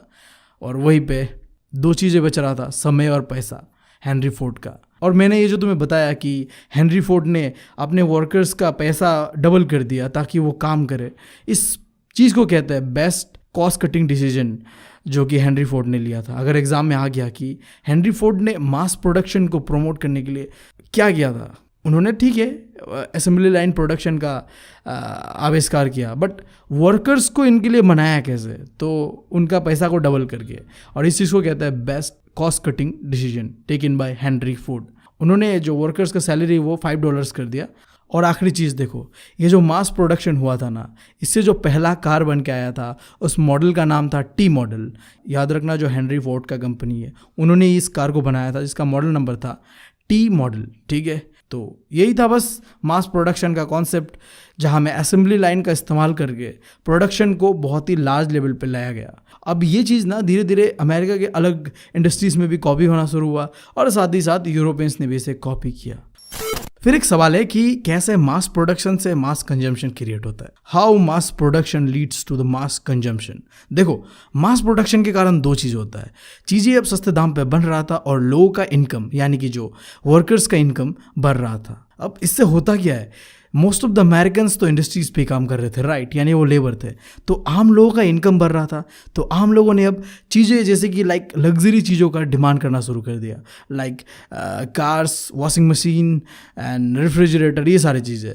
और इन चीज़ों को फुलफिल करा गया एक पेमेंट सिस्टम से जिसे कहते हैं हायर्ड पेमेंट सिस्टम। ये बिल्कुल ही जो आज का EMI सिस्टम है, जहाँ तुम कोई चीज़ खरीदते हो और मंथली बेसिस पे पेमेंट करते हो, ऐसा ही कुछ था। और इसके साथ साथ ना अमेरिका के अंदर में हाउसेस का डिमांड भी बढ़ रहा था। देखो, मैंने बताया तुम्हें, आम लोगों का इनकम बढ़ रहा था। तो एज ए इंडिविजुअल जब भी हमारा इनकम बढ़ता है, हम चाहते हैं कि हमारे पास एक अच्छा घर हो, एक गाड़ी हो, ठीक है।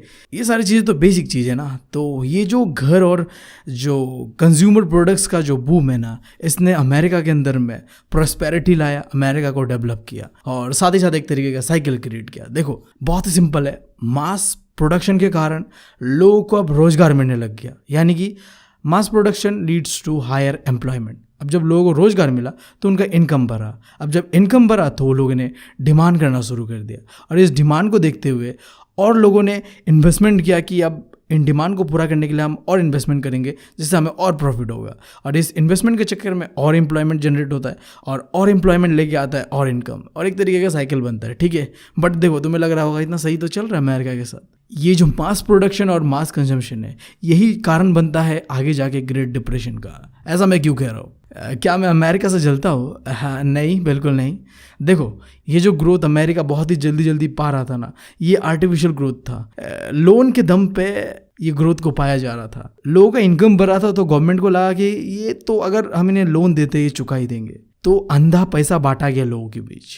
बट देखो आगे क्या होता है, लोन चुकाने नहीं सकता लोग, और ग्रेट डिप्रेशन का सामना करना पड़ता है। तो अब हम बढ़ते हैं द ग्रेट डिप्रेशन के बारे में। देखो, दो चीज़ें जान लो। पहला है क्या होता है डिप्रेशन और क्या होता है बूम।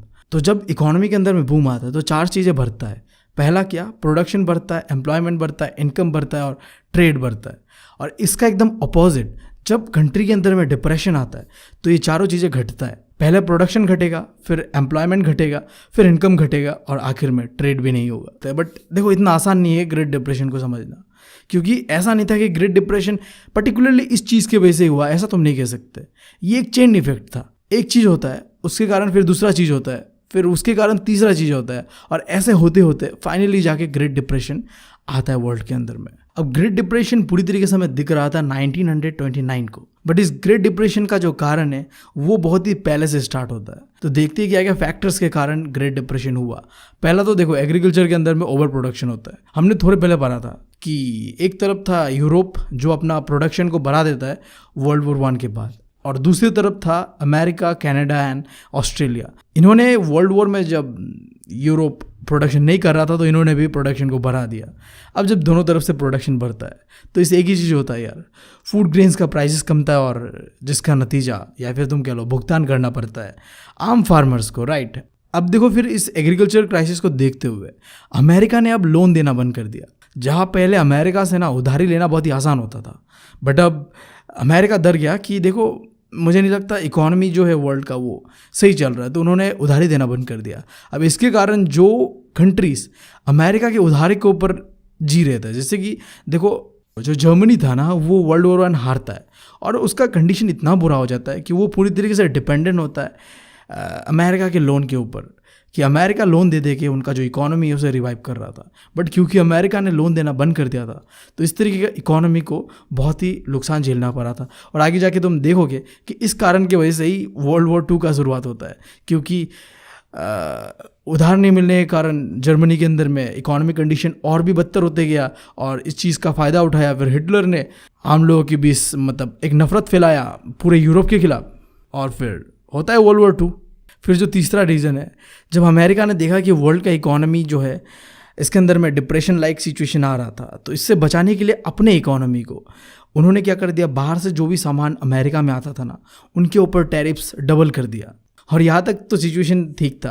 तुम्हें पता है अमेरिका जो भी करता है वर्ल्ड उसे कॉपी करता है, तो क्योंकि अमेरिका ने यूरोपियन कंट्रीज़ के ऊपर टैरिफ लगाया तो यूरोपियन कंट्रीज़ ने भी एक दूसरे के ऊपर और अमेरिका के ऊपर टैरिफ लगा दिया।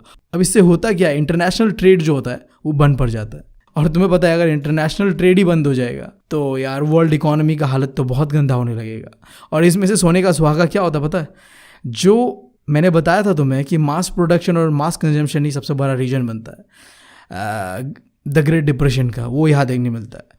जो यूएस का पूरा बैंकिंग सिस्टम है ये कोलैप्स कर जाता है, क्योंकि उन्होंने जब मास कंजम्पशन और मास प्रोडक्शन का जो सीन था ना उस समय अंधा पैसा दिया था अमेरिका के आम लोगों को, बट अब वो पैसा वापस नहीं कर पा रहे थे। तो जब सबसे पहले अमेरिकन बैंक्स ने उनके आम लोगों को लोन नहीं दिया तो इससे बिजनेसेस बर्बाद होने लग गया, कोलैप्स होने लग गया। और जब बिजनेसेस कोलैप्स हुआ तो आम लोगों का जो है जॉब भी उनसे छीन गया, और जब जॉब छीन जाएगा तो तुम जो उधारी पे पैसा लिए हो वो बैंक्स को कैसे वापस करोगे। तो अल्टीमेटली ये भी एक साइकिल बन के जो यूएस का बैंकिंग सिस्टम है वो कोलैप्स हो जाता है। और आखिरी चीज़ जो होता है जिसने क्या कहते हैं उससे ग्रेट डिप्रेशन को मतलब घी में आग डालने का काम किया, कि यूएस का जो स्टॉक मार्केट है वो भी कोलैप्स कर जाता है। इतना ज़्यादा इवेंट होता है जिससे कि पूरा यूएस हिल चुका था, तो अब स्टॉक मार्केट भी तो कोलैप्स करना था ना। तो 1929 को यूएस का स्टॉक मार्केट कोलैप्स होता है and then finally officially the great depression का जो एरा है इसका शुरुआत होता है। अभी हमारा अगला टॉपिक है कि ग्रेट डिप्रेशन से इंडिया के ऊपर क्या इम्पैक्ट पड़ता है। देखो इंडिया के ऊपर 3 तरीके का इम्पैक्ट पड़ता है ग्रेट डिप्रेशन के कारण।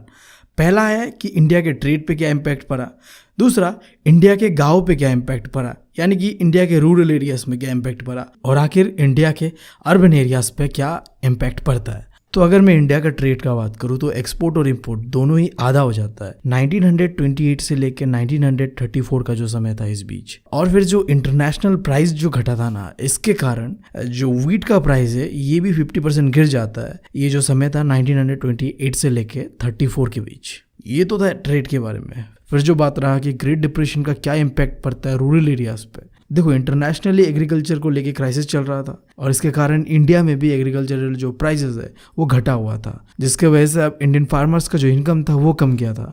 बट इससे अंग्रेजों को कोई फ़र्क नहीं पड़ता था।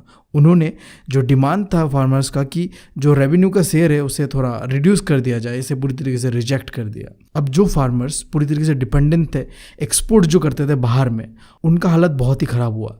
स्पेशली जो जूट का एक्सपोर्ट करते थे फार्मर्स बाहर कंट्रीज़ में, स्पेशली जो ब्रिटेन में, उनका हालत इतना ख़राब हो गया कि अब वो अपना सेविंग्स को, अपने ज़मीनों को, अपने ज्वेलरीज़ को बेच के अपना जो भी एक्सपेंसेस है उसे पूरा कर रहे थे।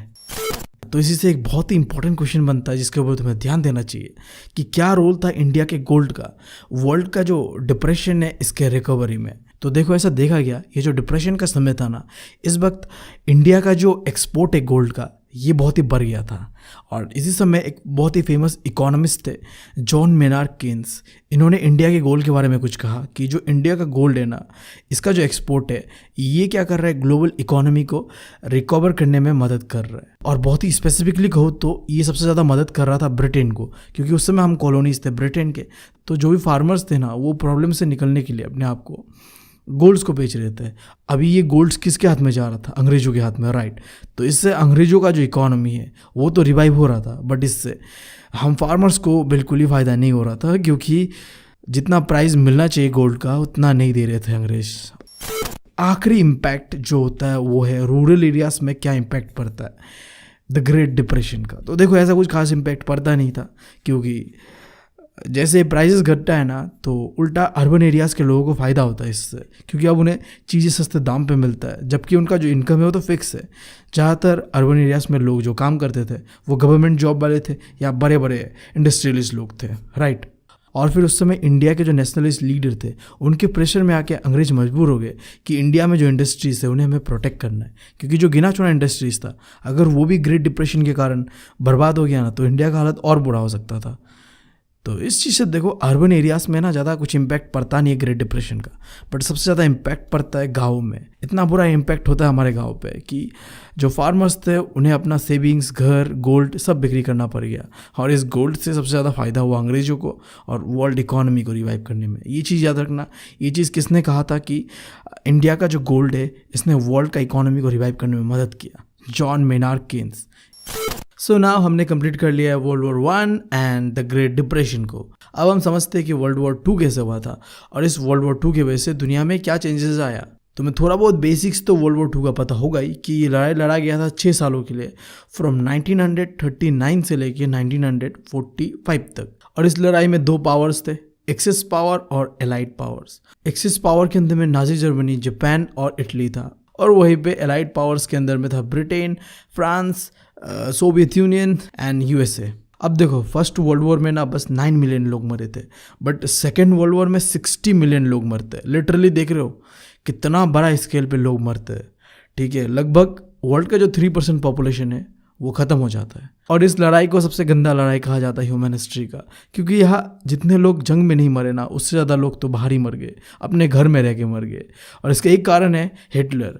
हिटलर के अंदर में इंसानियत नाम का कोई चीज़ था नहीं, उसने आम जनता के ऊपर, सिविलियंस के ऊपर भी अटैक करके लाखों लोगों को मारा। But at the end Germany हार जाता है, एलाइड पावर हमेशा की तरह फिर से जीत जाता है वर्ल्ड वॉर 2 भी, जैसे उन्होंने वर्ल्ड वॉर 1 को जीता था। और इसके बाद दुनिया को मिलता है 2 सुपर पावर, पहला था यूएस और दूसरा था यूएसएसआर, जो कि प्रेजेंट डे में रशिया है। बट ये हमारे लिए इम्पोर्टेंट नहीं है यार, हमारे लिए इम्पोर्टेंट है कि world war 1 and world war 2 होने के कारण 2 की लेसन्स पूरी दुनिया को पता चलता है।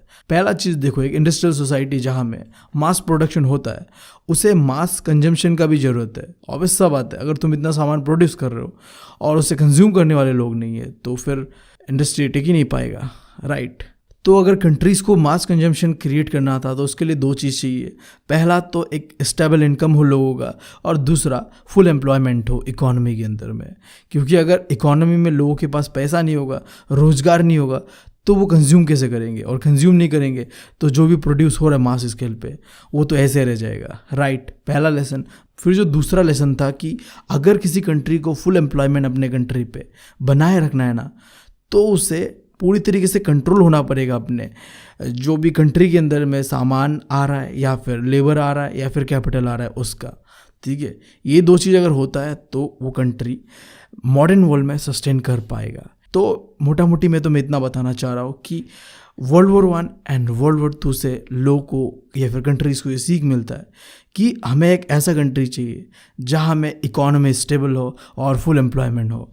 और इन चीज़ों को बनाए रखने के लिए जुलाई 1944 को अमेरिका के अंदर में कॉन्फ्रेंस होता है जिसका नाम है ब्रिटेन हुड कॉन्फ्रेंस, और इसके अंदर में 2 ब्रिटेन हुड इंस्टीट्यूट को बनाया जाता है।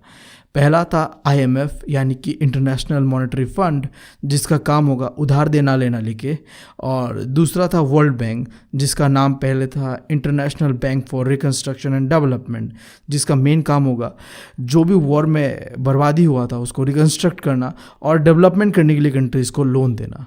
अब एक छोटा सा चीज़ जो तुम्हें जानना चाहिए, एग्ज़ाम में तुम्हें कन्फ्यूज़ कर सकता है ये चीज़, ये जो दो ब्रिटेन वुड इंस्टीट्यूट बना था, IMF और वर्ल्ड बैंक, इन्हें बनाया तो गया था, इस्टेब्लिश तो कराया गया था 1944 को, बट ये दो इंस्टीट्यूट अपना ऑपरेशंस यानी कि अपना काम स्टार्ट करता है 1947 से।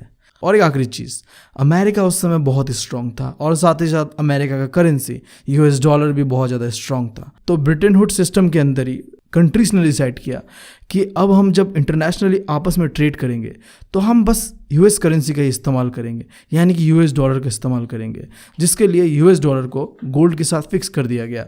और इस प्रोसेस को कहते हैं फिक्स एक्सचेंज रेट। जो वैल्यू था ना US डॉलर का कि $33 US दे के तुम 1 आउंस गोल्ड ले सकते हो। तो MCQ पॉइंट ऑफ व्यू से भी छोटा सा चीज़ इंपॉर्टेंट है, याद रख लेना। हाँ, and now next topic, the early post war years, यानी कि जो वॉर ख़त्म होता है ना उसके बाद का जो समय था ना, शुरुआती समय, वो कैसा था। देखो, जो दो ब्रिटेन वुड इंस्टीट्यूट थे, IMF एंड वर्ल्ड बैंक, इन्होंने अपना काम करना स्टार्ट कर दिया था, जिसकी वजह से जो ट्रेड और इनकम था वेस्टर्न नेशन का और जापान का, वो बहुत ही ज़्यादा ग्रो कर रहा था। और इस चीज़ का हमें सिंपली पता चलता है जब हम वर्ल्ड ट्रेड को देखते हैं, जो कि 8% से एनुअली ग्रो कर रहा था फ्रॉम 1950 टू 1970s का जो समय था उस बीच। और जो इनकम है वो भी ग्रो कर रहा था लगभग 5% के आसपास से। और इस बार जो ग्रोथ था ना, ये स्टेबल ग्रोथ था, ये फ्लक्चुएट नहीं कर रहा था, ये एक स्टेबल ग्रोथ था, जहाँ अनएम्प्लॉयमेंट भी अब रिड्यूस हो गए 5% से भी कम रह गया था। तो कुल मिला के इस टॉपिक में यही कहा गया, जो ब्रिटेन वुड इंस्टीट्यूट बना था ना, उसने शुरुआती दौर पे तो अपना काम दिखाया। मैं क्यों कह रहा हूँ कि शुरुआती दौर पे इसने अपना काम दिखाया, क्योंकि देखो आगे जाके ना ये दोनों इंस्टीट्यूट फेलियर साबित होगा, जिसके लिए हम अगला टॉपिक पढ़ना पड़ेगा, डीकोलोनाइजेशन एंड इंडिपेंडेंस। देखो वर्ल्ड वॉर 2 के ख़त्म होने के बाद जो भी कॉलोनीज थे ना एशिया और अफ्रीका के, उन्हें मिलता है आज़ादी। बट देखो, उन्हें आज़ादी के साथ एक ऐसा कंट्री मिलता है जो बहुत ही गरीब था, जहाँ में रिसोर्सेज का कमी था और जिसका इकोनॉमी और सोसाइटी हैंडीकेप्ड कर दिया गया था जो कॉलोनियल रूलर्स था उनके द्वारा। और इनका जो इतना बुरा कंडीशन था, इनके ऊपर जो ब्रिटेन वुड इंस्टीट्यूट था, IMF एंड वर्ल्ड बैंक, उन्होंने भी ध्यान नहीं दिया, क्योंकि इन दो इंस्टीट्यूट का प्राइमरी ऑब्जेक्टिव ये था कि ये फंड प्रोवाइड करेंगे, फाइनेंस प्रोवाइड करेंगे only and only industrial Nations को, ना कि डेवलपिंग नेशंस को। ठीक है, तो उन्होंने तो बिल्कुल इग्नोर कर दिया ये नए नए जितने भी कॉलोनीज आज़ाद हुए थे अब, यानी कि डेवलपिंग कंट्रीज़ को। बट देखो, यूरोप एंड जापान अपने इकोनॉमीज़ को धीरे धीरे बिल्ड करते हैं, और जैसे बिल्ड होता है तो IMF एंड वर्ल्ड बैंक का जो इम्पोर्टेंस है ये इनके लिए कम हो जाता है अब। तो अब मजबूरन, क्योंकि अब यूरोप और जापान को इन दोनों इंस्टीट्यूट का कोई ज़रूरत था नहीं, तो ये अपना जो अटेंशन है वो शिफ्ट करते हैं डेवलपिंग कंट्रीज़ की ओर। बट बहुत देर हो चुका था, सही में ये चीज़ पहले होता तो सही था, क्योंकि अब वो दौर आ चुका था जब डेवलपिंग नेशंस कुछ अलग ही डिमांड कर रहे थे, जिसके लिए हमें अगला टॉपिक पढ़ना पड़ेगा कि ये नियो क्या होता है और डेवलपिंग नेशंस नियो का क्यों डिमांड कर रहे थे, जबकि IMF एंड वर्ल्ड बैंक तो था ना। देखो, जितने भी डेवलपिंग कंट्रीज़ थे जिन्होंने अभी अभी इंडिपेंडेंस पाया था, उनके पास अपना रिसोर्सेज का फुल कंट्रोल नहीं था, इनडायरेक्टली सही, बट ये जो फॉरेन इंस्टीट्यूट थे ये इन कंट्रीज़ का जो नेचुरल रिसोर्सेज है उन्हें कंट्रोल कर रहा था अपने फ़ायदे के लिए, राइट।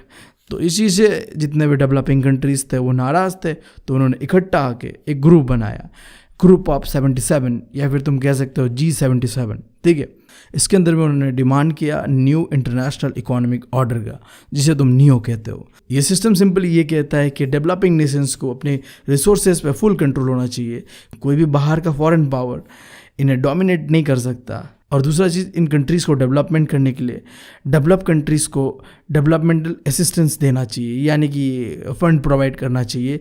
और आखिरी चीज़ देखो, डेवलपिंग कंट्रीज़ को चाहिए था बेटर एक्सेस डेवलप कंट्री का मार्केट का। जो भी सामान डेवलपिंग कंट्रीज़ में बनता था वो सस्ते दाम पे बिना टैरिफ लगे डेवलप कंट्रीज़ में बिके, ये चाहते थे जितने भी डेवलपिंग कंट्रीज़ थे। एंड देन हम आ चुके इस चैप्टर के आखिरी topic, and I am very happy for that, क्योंकि इतना लंबा चैप्टर है, एक तरीके से मेरे लिए एक मेंटल टॉर्चर था, बट फाइनली मैं शायद इस चैप्टर को अब ख़त्म करने वाला हूँ। आखिरी topic, factor that lead to the end of Bretton Woods system and beginning of the globalization. ठीक है, देखो धीरे धीरे ग्लोबलाइजेशन के कारण जो यूएस करेंसी था, यूएस डॉलर था, उसने अपना जो एक ग्लोबल पोजीशन था ना, पावरफुल करेंसी होने का, वो खो दिया था, जिसके वजह से जो अब एक्सचेंज रेट सिस्टम है ना, उसके अंदर भी बदलाव आता है। मैं तुम्हें 2 मिनट लेके एक्सचेंज रेट सिस्टम क्या होता है वो समझाना चाहूँगा। जब कंट्रीज आपस में ट्रेड करते हैं ना, तो जो करेंसी है उसका जो एक्सचेंज करते हैं ना, दैट्स कॉल्ड एक्सचेंज रेट। तो पहले क्या होता था कि एक ही करेंसी का इस्तेमाल करेंगे, यूएस डॉलर, और इस सिस्टम को कहते थे फिक्स एक्सचेंज रेट, क्योंकि यूएस डॉलर को फिक्स कर दिया गया था गोल्ड के साथ। अब इस सिस्टम को हटा के एक नया सिस्टम लाया गया जिसे कहते हैं फ्लोटिंग एक्सचेंज रेट सिस्टम, जिसके अंदर अब क्या होगा, जितने भी कंट्रीज हैं उनका करेंसी जो है वो गोल्ड के बेसिस पे नहीं हम मापेंगे, हम किसी भी कंट्री का जो करेंसी है उसे मेज़र करेंगे कि इंटरनेशनल मार्केट में उस करेंसी का कितना डिमांड है। जिस कंट्री का ज़्यादा डिमांड होगा उसका वैल्यू भी ज़्यादा होगा, और जिस कंट्री का करेंसी का डिमांड कम होगा उसका वैल्यू भी कम होगा। Simply that's the thing in floating exchange rate. ठीक है, अब मैंने तुम्हें ये बता दिया कि फ्लोटिंग एक्सचेंज रेट सिस्टम आता है फिक्स एक्सचेंज रेट सिस्टम को हटा के। ठीक है, दूसरा ये चीज़ होता है कि अब जो डेवलपिंग नेशंस थे ना, उन्होंने क्या करना शुरू कर दिया, जो ये बड़े बड़े इंस्टीट्यूट थे, Bretton Woods institute, IMF and World Bank, इनसे लोन लेना बंद करके वो लोग चले गए यूरोपियन बैंक्स के पास और प्राइवेट लेंडर्स के पास लोन लेने के लिए, और जिसके वजह से problem ultimately in developing countries को ही हुआ। बट ये चीज़ जो है दिखाता है कि जब एक इंस्टीट्यूट है IMF एंड वर्ल्ड बैंक, उनके रहते हुए भी कंट्रीज़ दूसरों के पास क्यों जा रहा है, कुछ तो कमियां होगा ना इन इंस्टीट्यूट पे। तो ये एक फेलियर था इन बड़े बड़े इंस्टीट्यूट के लिए। और आखिरी चीज़ देखो, जो लेट 1970s का समय था, इस समय हमने देखा कि जो MNCs है वो डेवलप कंट्रीज से डेवलपिंग कंट्रीज़ लाइक एशिया जगह पे शिफ्ट कर रहे थे due to low wage rate in this places.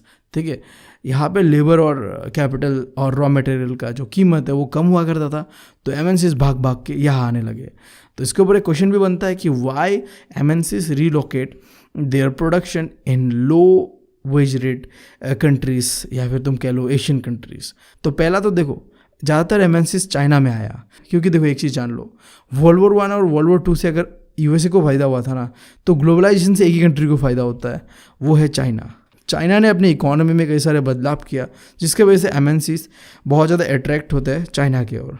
सबसे पहला चीज़ तो चाइना में लेबर जो है उनका जो वेज रेट है वो काफ़ी कम है, जिसके वजह से MNCs को इससे फ़ायदा होता है, क्योंकि अब सस्ते रेट पे वो प्रोडक्ट को बना सकते हैं चाइना में आके, फिर वो इंटरनेशनल मार्केट पे इन्हें बेच सकते हैं और एक तरीके का कंपटीशन दे सकते हैं दूसरे कंपनीज़ को। एंड देन जो लास्ट 2 डिकेड्स है ना, यहाँ में देखा गया countries like China, India and Brazil, इसके अंदर में, इन कंट्रीज़ के अंदर में काफ़ी रैपिड इकोनॉमिक ग्रोथ देखा गया।